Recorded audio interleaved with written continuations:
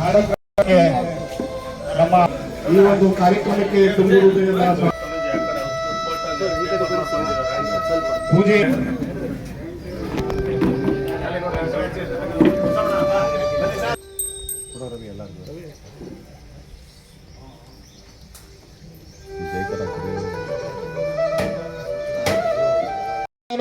ಬೆಳ್ಳು ವಡ್ರಳ್ಳಿ, ಬಸವರಾಜಣ್ಣವರು ವಡ್ರಳ್ಳಿ,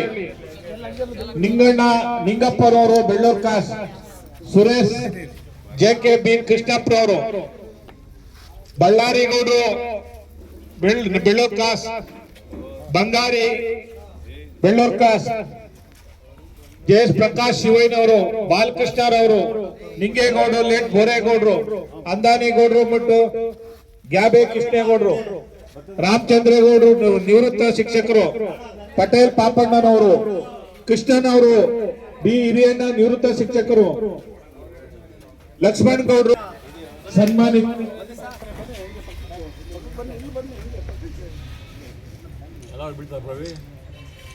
ಏನ್ ಮಾಡ್ತಾರೆ, ದಕ್ಷಿಣ ಭಾಗದಲ್ಲಿ ಒಂದು ದೊಡ್ಡ ನಿರ್ಮಾಣ ಮಾಡ್ತಾ ಇರ್ತಾರೆ. ಸುಮಾರು 4-5 ಬಾರಿ ನಿರ್ಮಾಣವಾದಂತಹ ಸಂದರ್ಭದಲ್ಲಿ ಆ ಹೆಬ್ಬಾಗಿಲು ಏನ್ ಮಾಡ್ತಾ ಇರುತ್ತೆ, ಕೆಳಗಡೆ ಬೀಳ್ತಾನೆ ಇರುತ್ತೆ. ಆ ಬಿದ್ದಂತ ಸಂದರ್ಭದಲ್ಲಿ ಕೆಂಪೇಗೌಡರಿಗೆ ದೊಡ್ಡ ಯೋಚನೆ ಆಗಿ ಶುರುವಾಗುತ್ತೆ. ಏನಪ್ಪಾ ಇಷ್ಟೊಂದು ಕಷ್ಟಪಟ್ಟು ನಾವು ಕಟ್ತಾ ಇದ್ವಿ, ಕೋಟೆ ಎಲ್ಲ ಕಟ್ಟಿದ್ವಿ, ದಕ್ಷಿಣ ಭಾಗದಲ್ಲಿ ಏತಕ್ಕೆ ಕೆಳಗೆ ಬೀಳ್ತಾ ಇದ್ದ ಸಂದರ್ಭದಲ್ಲಿ ಚಿಂತಕರುಗಳು ಜ್ಯೋತಿಷಿಗಳನ್ನೆಲ್ಲ ಕರೆಸಿ ಕೇಳಿದಾಗ ಒಬ್ರು ಜ್ಯೋತಿಷಿ ಹೇಳ್ತಾರೆ, ಇಲ್ಲಿ ಒಂದು ನರಬಲಿ ಬೇಕಾಗಿದೆ, ಇದು ನರಬಲಿಯನ್ನು ಕೊಟ್ರೆ ಈ ಬಾಗಿಲು ಸರಿ ಹೋಗುತ್ತೆ ಅಂತ ಹೇಳ್ತಾರೆ. ಅದನ್ನ ಆ ಜ್ಯೋತಿಷಿ ಹೇಳೋ ಮಾತನ್ನು ಕೆಂಪೇಗೌಡರ ಸೊಸೆಯಾದಂತಹ ಲಕ್ಷ್ಮೀ ದೇವರು ಕೇಳ್ಕೊಂಡು ಕೆಂಪೇಗೌಡರು ಅದಕ್ಕೆ ತಿರಸ್ಕಾರ ಮಾಡ್ತಾರೆ. ನರಬಲಿ ಕೊಡೋದೇನು ಸರಿನಾ, ನಾನು ನಾಡ ಆಡ್ತಕ್ಕಂತಹ ಪ್ರಭು ಆಗಿದ್ದು ನಾನು ಮನುಷ್ಯನನ್ನ ಬಲಿ ಕೊಡ್ಲಿಕ್ಕೆ ಆಗುತ್ತಾ ಅಂತ ಹೇಳಿ ತುಂಬಾ ಚಿಂತನೆಗೊಳಗಾಗಿರ್ತಾರೆ. ಅಂತಹ ಸಂದರ್ಭದಲ್ಲಿ ಅವರ ಕೆಂಪೇಗೌಡರು ಸೊಸೆ ಆಗಿರ್ತಕ್ಕಂಥ ಲಕ್ಷ್ಮೀ ದೇವಿಯವರು ಪ್ರಾಣವನ್ನು ದಕ್ಷಿಣ ಹೆಬ್ಬಾಗಿಲಿಗೆ ಪ್ರಾಣವನ್ನು ತ್ಯಾಗ ಮಾಡಿ ಅದಕ್ಕೆ ಸಂಕಲ್ಪವನ್ನು ಕೊಟ್ಟು ನಿಮ್ಮೆಲ್ಲರಿಗೂ ಸಹ ರಕ್ಷಣೆ ಕೊಡ್ತಾರೆ. ಅಂತಹ ಸಂದರ್ಭ ಆ ಲಕ್ಷ್ಮೀ ದೇವಿ ಹೆಸರಿನ ನೆನಪಿಗೋಸ್ಕರ ಅವರು ತವರೂರಾದಂತಹ ಇದರಲ್ಲಿ ಅವರು ಉತ್ತಮವಾದಂತಹ ಒಂದು ದೇವಾಲಯವನ್ನು ನಿರ್ಮಾಣ ಮಾಡ್ತಾರೆ. ಈ ಸಂದರ್ಭ ನಮ್ಗೆಲ್ರಿಗೂ ಸಹ ಘಟನೆ ಗೊತ್ತಿರತಕ್ಕಂಥದ್ದು. ಈ ನಾಡಪ್ರಭು ಕೆಂಪೇಗೌಡರು ಇವಾಗ ಸುಮಾರು ಎಲ್ಲ ಕಡೆ ಇವತ್ತಿನ ನಾಡಿನಾದ್ಯಂತ, ಕರ್ನಾಟಕನ ನಾಡಿನಾದ್ಯಂತ ಇವತ್ತು ಕೆಂಪೇಗೌಡರ ಜಯಂತಿಯನ್ನು ಆಚರಿಸ್ತಾ ಇದ್ದೀವಿ. ಈ ಬೆಂಗಳೂರಿನಲ್ಲಿ ಬರೀ ಕನ್ನಡಿಗರೇ ಮಾತ್ರ ಅಲ್ಲ, ಇವತ್ತಿನ ಪರಿಸ್ಥಿತಿಯಲ್ಲಿ ನೋಡ್ಕೊಂಡ್ರೆ ಬೆಂಗಳೂರಿನ 50% ಹೆಚ್ಚಿಗರು ಬೇರೆ ರಾಜ್ಯಗಳಿಂದ ಬಂದು ವಾಸ ಮಾಡ್ತಾ ಇರ್ತಕ್ಕಂಥ ಸಂದರ್ಭ. ಇವತ್ತಿನ ಪರಿಸ್ಥಿತಿಯಲ್ಲಿ ಬೆಂಗಳೂರು ಸಿಲಿಕಾನ್ ಸಿಟಿಯಾಗಿ ಇವತ್ತು ನಾಡಿನಾದ್ಯಂತ ನಮ್ಮ ಪ್ರಪಂಚದ ಏಷ್ಯಾ ಖಂಡದಲ್ಲಿ ಅತಿ ಹೆಚ್ಚು ವೇಗವಾಗಿ ಬೆಳೀತಾ ಇರ್ತಕ್ಕಂತಹದ್ದು ಯಾವ್ದಪ್ಪ ಅಂತಂದ್ರೆ ಅದು ಬೆಂಗಳೂರು. ಇವತ್ತಿನ ನಾವು ಶೇಕಡವಾರು ಪರ್ಸೆಂಟ್ ತಕ್ಕೊಂಡ್ರೆ ಇವತ್ತು ನಮ್ಮ ದೇಶದಲ್ಲಿ ಅತಿ ಹೆಚ್ಚು ವೇಗವಾಗಿ ಜನಸಂಖ್ಯೆಯಲ್ಲಿ ಆಗಿರ್ಬೋದು, ಟೆಕ್ನಾಲಜಿಲಿ ಆಗಿರ್ಬೋದು, IT-BT ಆಗಿರ್ಬೋದು, ಎಲ್ಲದರಲ್ಲೂ ನಮ್ಮ ವಿಶೇಷವಾಗಿ ಬೆಂಗಳೂರು ಉತ್ತಮ ರೀತಿಯಲ್ಲಿ ಬೆಳಕೊಂಡು ಬರ್ತಾ ಇದೆ. ಇದು ಬೆಂಗಳೂರು ಅಂತ ಅಂದ್ರೆ ಇಡೀ ನಾಡೆ ತಿರುಗಿ ನೋಡ್ತಾರೆ. ಇದು ಉತ್ತರ ಪ್ರದೇಶದಲ್ಲಿ ನಮ್ಮ ಬೆಂಗಳೂರಿಗೆ ವಿಶೇಷವಾಗಿ ಸ್ಥಾನ ಇದೆ. ಯಾಕೆ ಅಂತಂದ್ರೆ ನಮ್ಮ ಬೆಂಗಳೂರಿನಲ್ಲಿ ಇರ್ತಕ್ಕಂತಹ ವಾತಾವರಣ, ಬೆಂಗಳೂರಿನಲ್ಲಿ ಸಿಗ್ತಕ್ಕಂತಹ ಇದು ಬೇರೆ ಕಡೆ ಸಿಗ್ಲಿಕ್ಕೆ ಸಾಧ್ಯ ಇಲ್ಲ. ಯಾಕೆಂತ ಅಂದ್ರೆ ನಾವು ನೋಡ್ತಾ ಇರ್ತೀವಿ, ಪ್ರತಿದಿನ ಪೇಪರ್ ನೋಡ್ತಾ ಇರ್ತೀವಿ. ಇವತ್ತಿನಲ್ಲಿ ಎಲ್ಲರ ಕೈಲೂ ಮೊಬೈಲ್ ಇದೆ.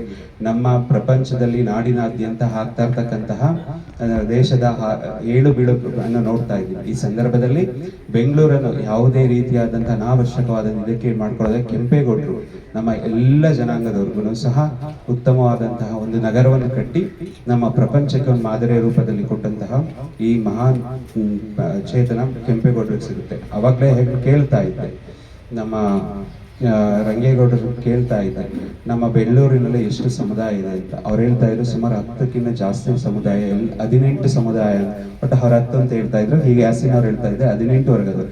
ನಮ್ಮ ಏನು ಬೆಂಗಳೂರು ಮಾತ್ರ ಎಲ್ಲ ಸಮುದಾಯ, ಅದು ಅದೇ ರೀತಿಯಾದಂತಹ ನಮ್ಮ ಬೆಳ್ಳೂರು ಸಹ 23 ಸಮುದಾಯಗಳಿಂದ ಕೂಡಿ ಒಂದು ದೊಡ್ಡ ಬೃಹದ್ದಾಗಿದೆ. ಪಾಪಣ್ಣವ್ರು ಹೇಳ್ತಾ ಇದ್ರು, ಈ ಬೆಳ್ಳೂರಿನ ಪಟ್ಟಣ ಪಂಚಾಯಿತಿಯನ್ನು ಆದಿಚುಂಚನಗಿರಿ ಪಟ್ಟಣ ಪಂಚಾಯಿತಿ ಅಂತ ಹೇಳ್ಬಿಟ್ಟು ನಾವು ಇದು ಮಾಡಿದೀವಿ ಅಂತ ಹೇಳ್ಬಿಟ್ಟು ಈ ರೀತಿ ಮಹಾನ್ ಸ್ವಾಮೀಜಿ ಆದಂತಹ ಪರಮ ಪೂಜ್ಯ ಜಗದ್ಗುರು ಭೈರವೈಕ್ಯ ಡಾಕ್ಟರ್ ಬಾಲ ಗಂಗಾಧರನಾಥ ಮಹಾಸ್ವಾಮೀಜಿ ಅವರಿಗೆ ಒಂದು ಅಸೀಮವಾದಂತಹ ಶಕ್ತಿ ಅವ್ರು ಹೇಳ್ತಾ ಇದ್ರು ಎಲ್ಲ ಸಮುದಾಯದವ್ರನ್ನ ಒಗ್ಗಟ್ಟಾಗಿ ಕರ್ಕೊಂಡು ಹೋಗ್ತಾ ಇದ್ರು ಅಂತ ಹೇಳ್ಬಿಟ್ಟು. ಅದೇ ರೀತಿ ನಮ್ಮ ಗುರುಗಳು ಸಹ ಎಲ್ಲರೂ ಸಹ ಸರ್ವ ಜನಾಂಗದ ಶಾಂತಿಯ ತೋಟ, ಯಾರೇ ಆಗಿರ್ಲಿ ಎಂದೇ ಆಗಿರ್ಲಿ ಗುರುಗಳು ಎಲ್ರಿಗೂ ಸಹ ಆಶ್ರಯದಾತರಾಗಿದ್ದಾರೆ. ಅಂತಹ ಗುರುಗಳನ್ನು ನೆನೆಸ್ಕೊಳ್ತಾ ಇವತ್ತು ಏನು ಬೆಂಗಳೂರಿನಲ್ಲಿ 517 ಕೆಂಪೇಗೌಡ ಜಯಂತಿಯನ್ನು ಆಚರಿಸ್ತಾ ಇದ್ರೆ ಎಲ್ರಿಗೂ ಸಹ ಸಂತೋಷ ಮತ್ತೆ ಸಂಭ್ರಮ ಉಂಟು ಮಾಡಿದೆ. ಮುಂದಿನ ದಿನಗಳಲ್ಲಿ ತಾವು ಹೇಳಿದಾಗೆ ಇದು ನಾಡಿನ ಹೇಗೆ ಸಂಭ್ರಮದ ಹಬ್ಬ ಆಚರಣೆ ಆಗಬೇಕು, ಅದೇ ತರ ಬೆಂಗಳೂರಿನ ಸಹ ಸುಸಜ್ಜಿತವಾಗಿ ಒಳ್ಳೆಯ ಹಬ್ಬದ ರೀತಿಯಲ್ಲಿ ಆಚರಣೆ ಹೇಳಿದ್ರು ಪರಮ ಪೂಜ್ಯರನ್ನು ಕರೆಸ್ಬಿಟ್ಟು ಆಚರಣೆ ಮಾಡಬೇಕು ಅಂತ ಮುಂದಿನ ದಿನಗಳಿದೆ ಆಗಲಿ ಅಂತ ಹೇಳ್ತಾ ನಮ್ಮ ರಂಗೇಗೌಡರು ಹೇಳ್ತಾ ಇದ್ರು, ಇದರಿಂದ ಸರ್ಕಾರದಿಂದ ರಜೆಯನ್ನು ಘೋಷಣೆ ಮಾಡಬೇಕು ಅಂತ ಹೇಳ್ಬಿಟ್ಟು.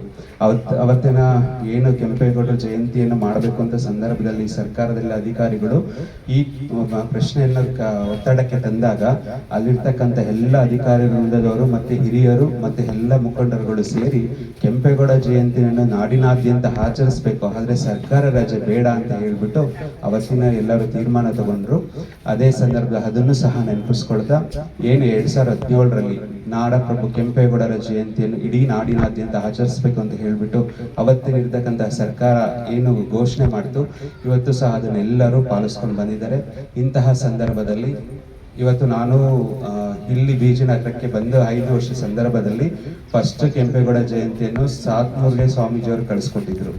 ಆ ಸಂದರ್ಭದಲ್ಲಿ ಅವತ್ತು ಹೇಳಿದ್ದೆ ನಾನು, ಇಲ್ಲಿ ಜಯಂತಿಯನ್ನು ಆಚರಿಸಿದ್ರೆ ಸಾಲದು, ನೀವು ಮೂಲತಃ ಎಲ್ಲ ಇಲ್ಲಿ ಸಮುದಾಯದ ಬಂಧುಗಳಾಗಿದ್ದೀರಾ, ನೀವು ಒಕ್ಕಲಿಗರ ಸಮುದಾಯದಾಗಿರೋ ನೀವು ನಾಡಪ್ರಭು ಕೆಂಪೇಗೌಡ ಜಯಂತಿ ಸ್ಟ್ಯಾಚ್ಯೂ ಮಾಡಬೇಕು ಅಂತ ಹೇಳಿದ್ದು. ಇವತ್ತು ಸಹ ಕೆಂಪೇಗೌಡ ಸ್ಟ್ಯಾಚ್ಯೂ ಇನಾಗ್ರೇಷನ್ ಮಾಡಲಿಕ್ಕೆ ಅವರು ಸಹ ನನ್ನನ್ನು ಆಹ್ವಾನ ಮಾಡಿದ್ರು. ಆದರೆ ನಾನು ಹೇಳಿದೆ, ನಮ್ಮ ಆದಿಚುಂಚನಗಿರಿ ಮೂಲ ಇರ್ತಕ್ಕಂತಹದ್ದು ಬೆಳ್ಳೂರು, ಬೆಟ್ಟದ ತಪ್ಪಲಲ್ಲಿ ಇರ್ತಕ್ಕಂತಹ ಬೆಳ್ಳೂರು ಭಕ್ತರು ಬೆಳಗ್ಗೆ ನಮ್ಮ ಪಟ್ಟಣ ಪಂಚಾಯತ್ ಈ ಸಲ ನನ್ನ ಮೊದಲನೇ ಜಯಂತಿ ಕರೆದಿದ್ದಾರೆ, ನಾನು ಅದನ್ನು ಅಟೆಂಡ್ ಮಾಡಿ ನಾನು ಮಧ್ಯಾಹ್ನ ಬರ್ತೀನಿ, ಮಧ್ಯಾಹ್ನ ಇಟ್ಕೊಳ್ಳಿ ಅಂತ ಹೇಳಿ ಅವ್ರಿಗೆ ನಾನು ತಿಳಿಸಿದ್ದೆ. ಅದೇ ರೀತಿ ನಾನು ಇವತ್ತು ಬರುವ ಮುಂಚೆ ನಮ್ಮ